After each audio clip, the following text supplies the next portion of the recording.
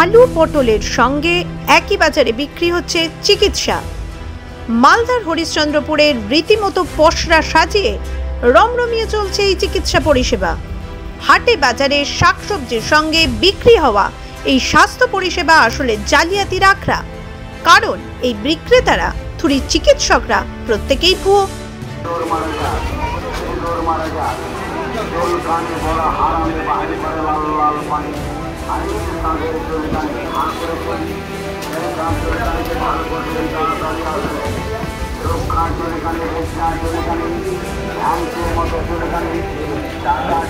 স্বঘোষিত এই চিকিৎসকদের না আছে কোনো ডিগ্রি, না আছে কোনো লাইসেন্স, যদিও তাদের চেম্বারের সংখ্যা একাধিক। ডাক্তার হওয়ার জন্য যে পড়াশোনা করতে হয় সেটা শুনে যেন আকাশ থেকে পড়লেন এক ভুয়ো চিকিৎসক। আরো কোথাও অন্য কোথাও চেম্বার আছে নাকি আপনাদের? বাড়িতে আছে, আরো অন্যান্য হাট আছে, মথুরাপুরে আছে। আপনারা কি চিকিৎসক? মানে কোথায় পড়াশোনা করেছিলেন আর কোথায় ডিগ্রি পেয়েছিলেন আপনারা? আমরা ডাক্তারি পাস করে করেছিলাম। আমরা ডাক্তারি পাস করে নিয়ে আমরা প্র্যাকটিক্যাল শিখা। ও মানে শিখে ডাক্তার হয়ে গেছেন? মানে আপনাদের কাছে কোনো কাগজ ডিগ্রি ফিগ্রি কিছু নেই? না, আমরা প্র্যাকটিক্যাল। গ্রামের অসহায় মানুষগুলো একটু চিকিৎসা পাওয়ার আশায় দূর দূরান্ত থেকে ছুটে আসছে এই হাটে।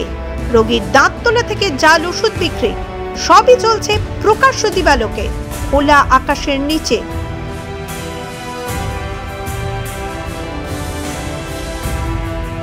স্থানীয় মানুষের অভিযোগ, পুলিশ বা প্রশাসন এই বিষয়ে কখনো কোনো হস্তক্ষেপ করেনি। না তো সরকারি ক্যাম্প বানিয়ে সঠিক চিকিৎসা দেওয়ার কোনো চেষ্টা করেছে প্রশাসন। প্রশাসনিক ভূমিকা সেরকম কিছু নাই, একদম জিরো।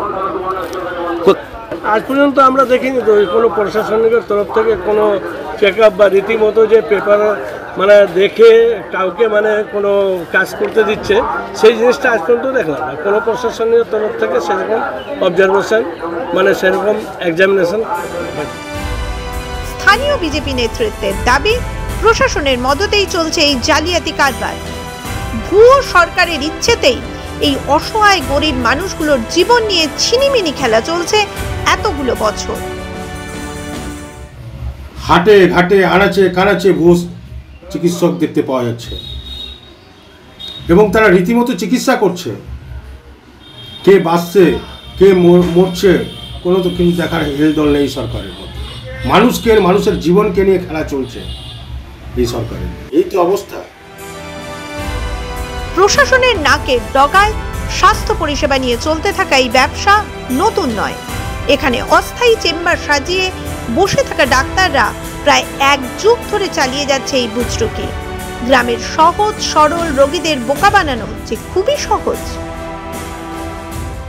মোটামুটি 12-13 বছর থেকে।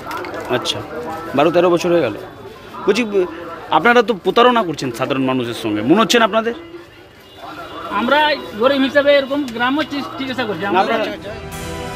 নিয়ম মাফিক তৃণমূলের তরফ থেকে সমস্ত অভিযোগ অস্বীকার করা হয়েছে। দীর্ঘদিন ধরে হাটে ঘাটে বিক্রি হওয়া ভুয়ো চিকিৎসা ব্যবস্থার কথা ওনারা নাকি এতদিন জানতেনই না।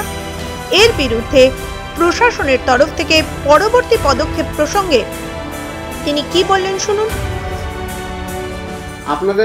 আপনাদের কাছে জানতে পারলাম এবং শুনলাম যে এরকম নাকি ভুয়ো চিকিৎসক সব হাটে হাটে সব চলছে, যারা ওষুধও বিক্রি করছে।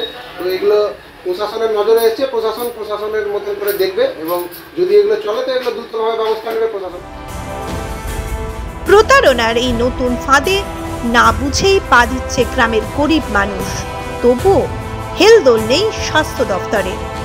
ভুল চিকিৎসার কবলে পড়া এতগুলো সাধারণ মানুষের জীবন কি তাহলে মূল্যহীন? প্রশ্ন থেকেই যায়।